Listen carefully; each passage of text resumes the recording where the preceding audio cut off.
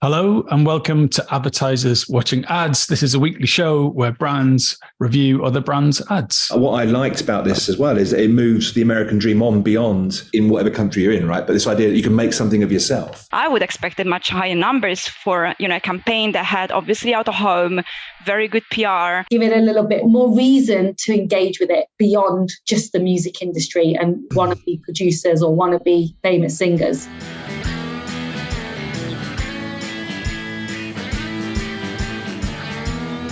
My name is Tom Ollerton. I'm the founder of Automated Creative, and I'd like to thank our beautiful partners, Contagious, for finding the ads this week. But before we see the ad this week, let's meet this week's guests. Hi, I'm Nikki Vadera. I'm Marketing and Consumer Brands Digital Director at Henkel. Hi, I'm Sara Belardi. I'm Senior Brand Manager on VOXI, which is Vodafone's UK's Gen Z brand. Hi. And I'm Gareth Turner. I'm the founder of a marketing consultancy called Big Black Door. What a panel, and all ex-guests. So I have the highest expectation of your critique this week. This week's ad is by Budweiser in Latin America.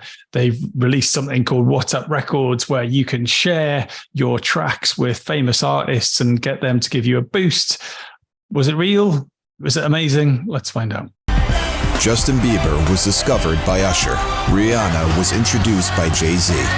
Eminem was produced for the first time by Dr. Dre. The Weeknd was presented to the world by Drake. In order to succeed in the music industry, new artists need to be lucky enough to be heard by a superstar. We gave that opportunity to everyone. BudX Records, the record label that has been promoting emerging artists in the last years, presents WhatsUp Records. We revealed the phone numbers of 5 of the top urban artists in Latin America. Then, we placed them across the country so new artists could send their demos through the easiest and most common way of communication these days, voice notes. Yo creo que la embarramos un poquito. En 5 momentos se nos ocurrió que era buena idea dar el WhatsApp. Son todos estos mensajes. O sea, miren, de verdad, miren esto.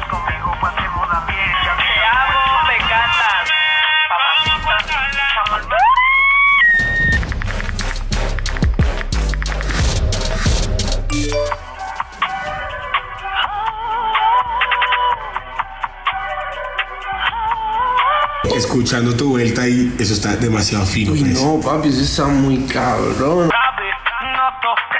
Acabo de escuchar tu demo y me encantó. After receiving thousands of demos and some other crazy stuff, each artist chose one to become their protege, to record a single with their guidance, share tips on the music industry, and even to present them to the world on a live performance. Marina, Yera Music, Los Petit Felas y 2 artistas más están buscando a la próxima estrella de la música urbana. Los músicos iniciaron la búsqueda y abrieron la convocatoria.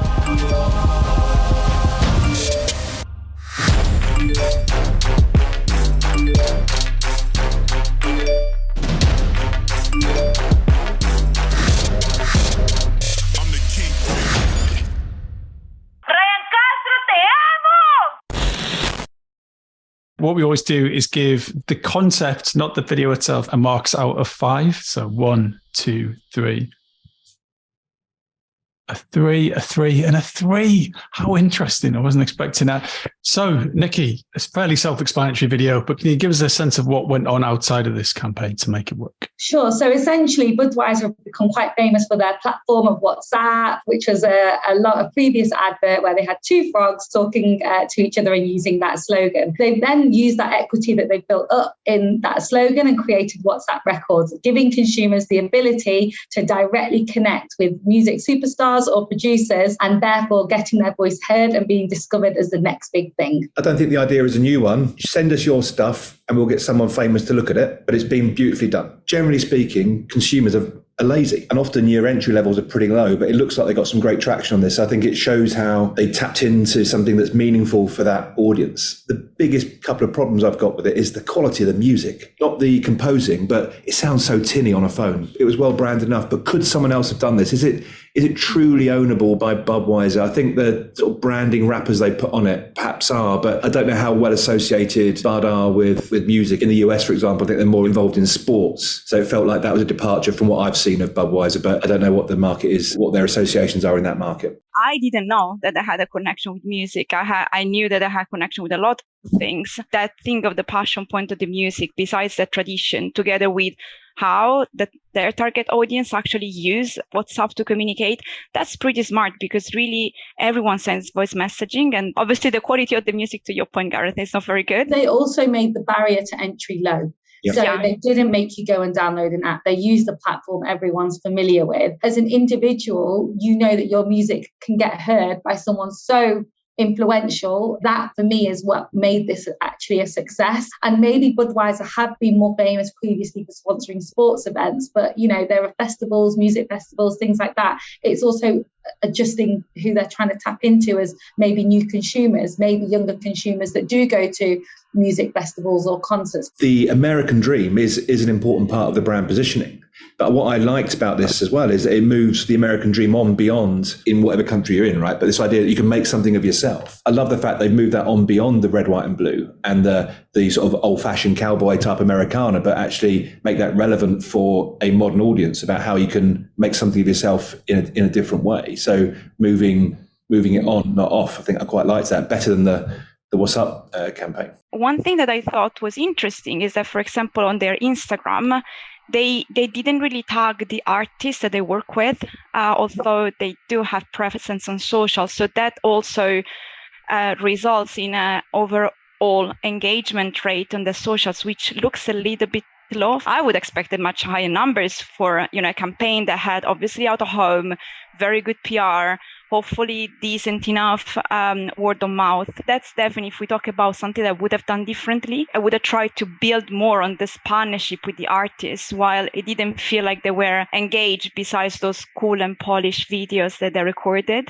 We need to go back to, we don't know what the objective of this campaign was. Even if it was brand love, we're saying, okay, we don't think their reach and engagement has been strong enough. For all we know, this could have been a pilot to assess, is this the right way for us to go forward? Is this a good channel to tap into a younger audience, for example? I guess maybe that's another thing that I didn't fully understand in terms of how, it was that a pilot, was that let's give it a try to build up for the summer. I saw that they had some videos about some festivals that they organize, so maybe, who knows, it's where this emerging artist could play, but we don't have any evidence of that. If you were behind this, how would you have taken it further? To make this a real movement, it needed to be done in a little bit more of a considered way. So if you partnered with a record label, so let's take, I don't know, in the UK, if you partner with Psycho, which is kind of famous for being Simon Cowell's record label, and you did that partnership that way, and it was once a year you get to enter this competition, and it didn't feel exclusive enough almost.